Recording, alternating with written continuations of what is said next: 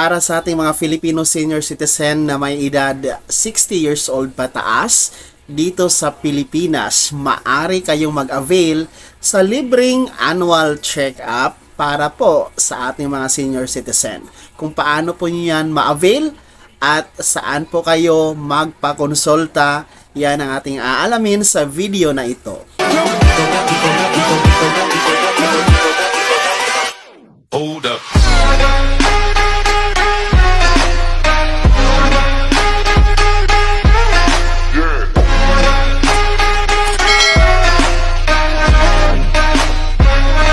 Hello mga ka-vlogs! Saan ka mang dako sa mundo? Welcome dito sa aking YouTube channel. At kung bago ka pa lang dito at nais mo mga informative content na andito sa aking YouTube channel, ay maaari nyong i-click ang ating subscribe button pagkatapos mong mapanood ang video na to. And you can be a member dito sa aking channel sa pamamagitan ng pag-click ng join button na nasa baba. So ngayon mga ka-vlogs, dahil 2024 na at sa ating mga senior citizen na meron pong iba't ibang karamdaman at walang pera pampa-check up, walang pera pang punta sa clinic or pangpunta sa hospital para magpakonsulta sa lagay ng kanilang kalusugan.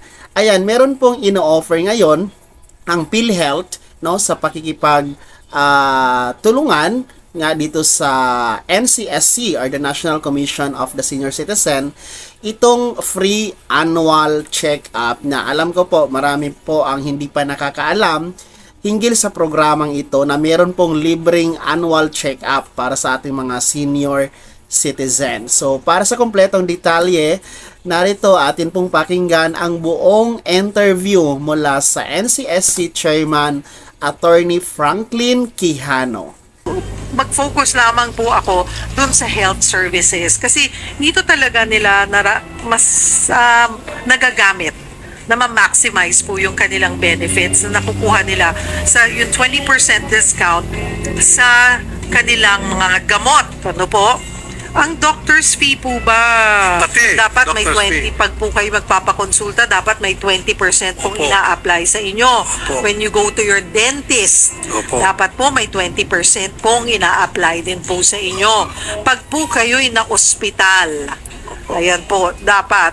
Pero, meron po bang free health services po para sa mga senior citizen? Cheryl, kagagaling ko lang sa PhilHealth ngayon eh. And I'd like to bring the good news. The senior citizens ay binigyan ng 43 billion worth of budget ng ating pamahalaan. 43B for several million senior citizens.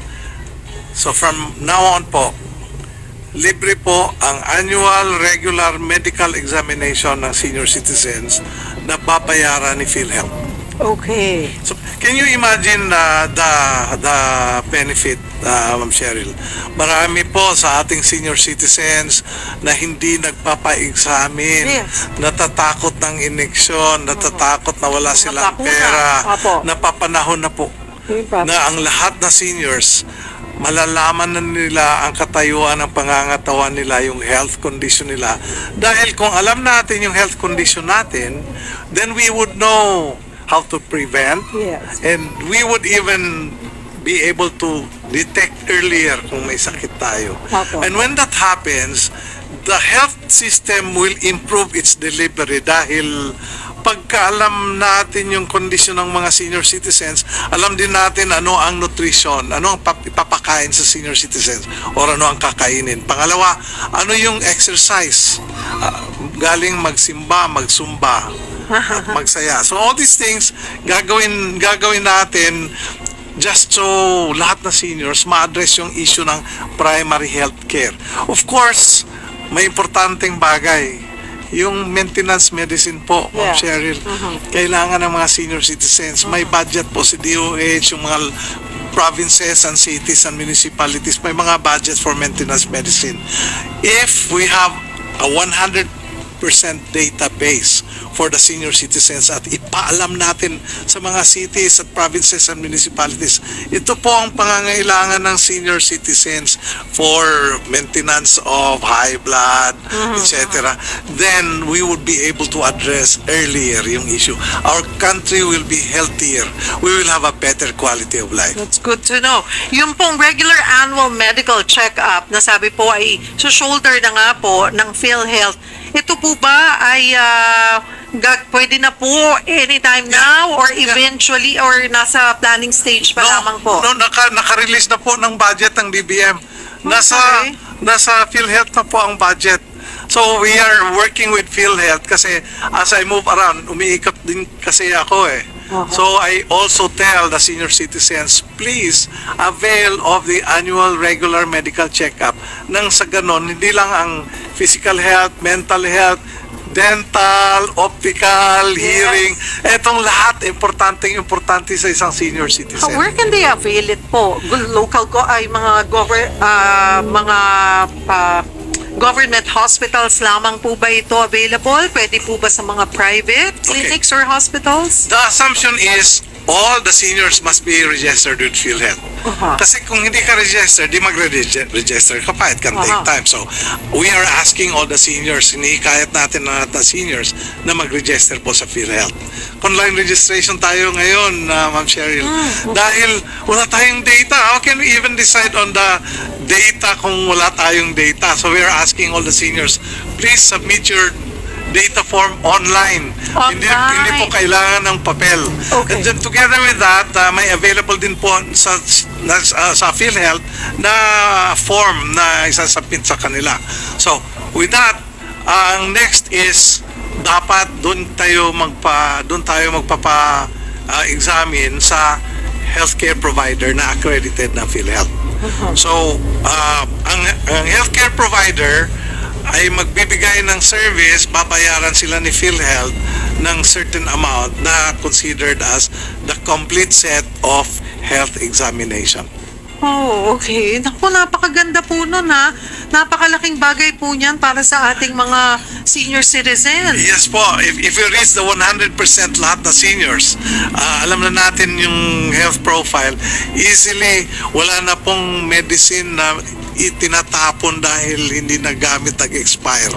And again, dapat po sana, ideally, yung local government po can provide free for yung pong mga maintenance nila for mataas na kolesterol, blood pressure, paano pa po ba? Ito pong mga gamot na ito, ay they should be able to avail it for free?